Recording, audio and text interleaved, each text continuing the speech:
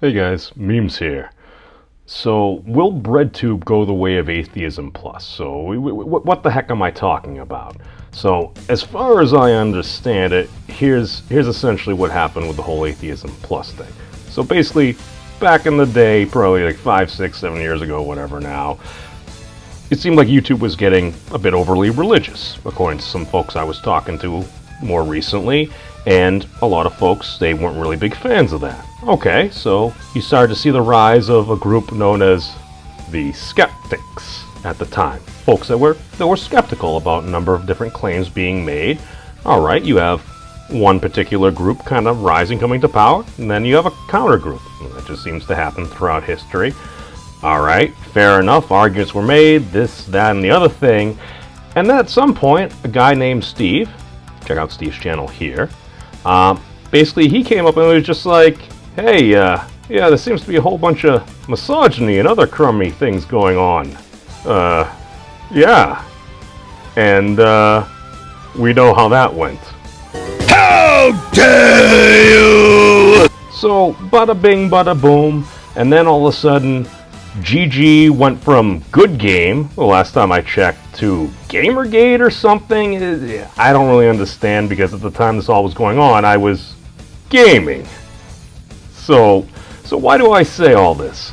Well, essentially, back in 2017, I emerged in my current YouTube iteration, and I started talking with folks within the greater skeptic trademark community. And why would I be doing this? Well, at the time, I pretty much still considered myself to be a Republican.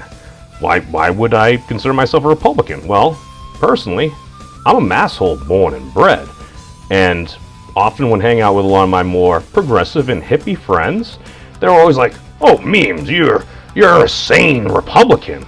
So I just basically kind of assumed, I'm like, all right, I'm a Republican then. So I'm watching my Fox News and everything, and then over the years I kind of noticed Alan Combs, God rest his soul, he was no longer on Hannity and Combs, and Mr. Hannity seemed to be getting angrier and angrier all the time. Like, oh, this isn't all that cool. So I'm like, all right, let me put on some CNN and stuff. And I'm watching Anderson and Wolf and all those folks over there. I'm like, all right, this kind of makes sense. And but yeah, I started talking a whole bunch of politics with folks, going back and forth and everything.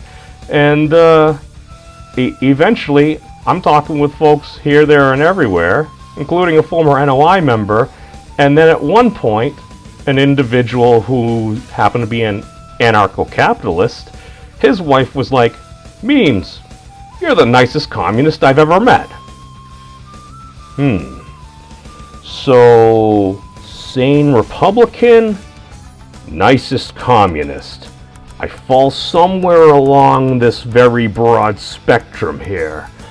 I mean, personally, I consider myself a Pathfinder. What's a Pathfinder? Well, we're like Jedi. We require more kyber crystals.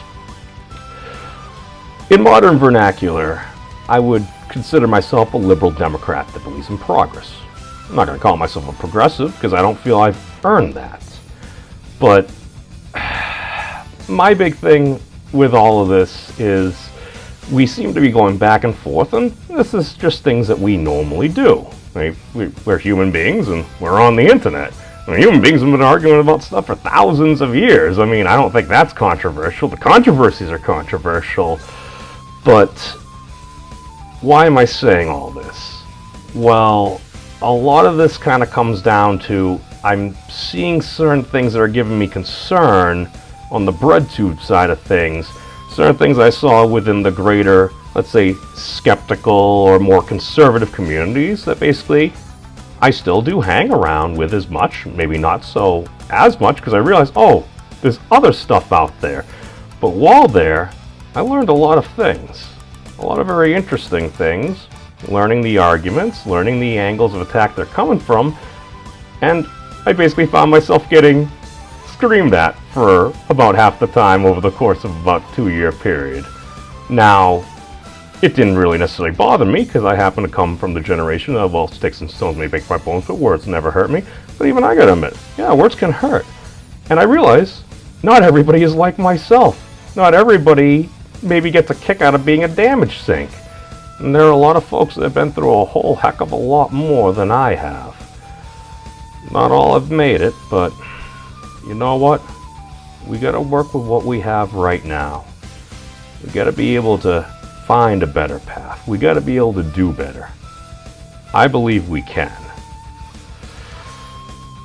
Now, with all this going on, basically my main concern is if somebody doesn't necessarily agree with everything we believe or whatnot, I see a lot of folks, we can cancel them and everything like that. So basically I just have a warning from some a-hole with a beard from about 2 years ago that he warned a number of individuals on the right about certain paths that they may have been taking. And let's take a look. But there are certain things, no matter what happens, somebody says something, somebody does something, it becomes beyond the pale. We end up devolving into the purity spiral again and again. This happens on every side. We see it again and again throughout history. Those who do not heed history are bound to repeat it. That's why I have a dream. At some point, these labels, we live in a world where labels seem to mean nothing anymore, yet they mean more than anything else.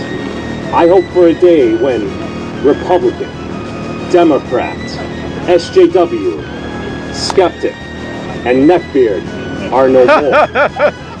And all that is left are the folks, the people that stand here, the people that stand over there. We can figure this out. We have been given the greatest social experiment in the world in these United States of America.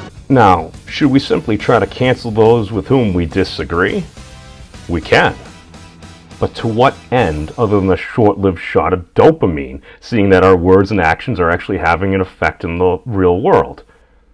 Again, like I said back then, I say we're being bad wizards. We need to use better words to help heal these divides. I believe we are all more similar than we are different, but we do each have our own unique life experience. Aside from a couple strands of protein, we're all the same. The path every individual here has walked has been different. It's different than my path. It's different than the folks over there's path.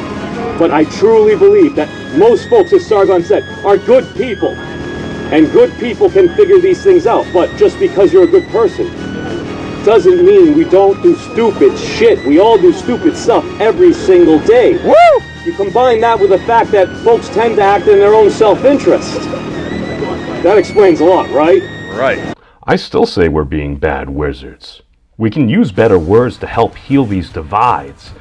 Because, in my opinion, if we truly believe that we have the better arguments, then we can win. But when I start hearing folks calling for violence, I care not whether it's left or right, it's wrong. I may not always know what's right, but when the proposed solution is genocide, that is evil. I apologize for my frustration, but these are things that I'm hearing more and more. And yeah, while folks will always have hyperbole and be venting and stuff like that, I'm becoming more and more convinced that those on the edges of whatever side it's on, that's what they want to see. And my fear is all the good folks in the middle, along the left-right paradigms and spectrums, we're all going to get pulled into it. If we know anything from history and great conflicts, nobody wins. It's just death, destruction. Who wins? Those that are supplying arms. I don't think that's what anyone over here wants. Maybe there are some, but I think they're far and few between. Because, as Jon Stewart once said, but we live now in hard times, not end times. And we can have animus and not be enemies.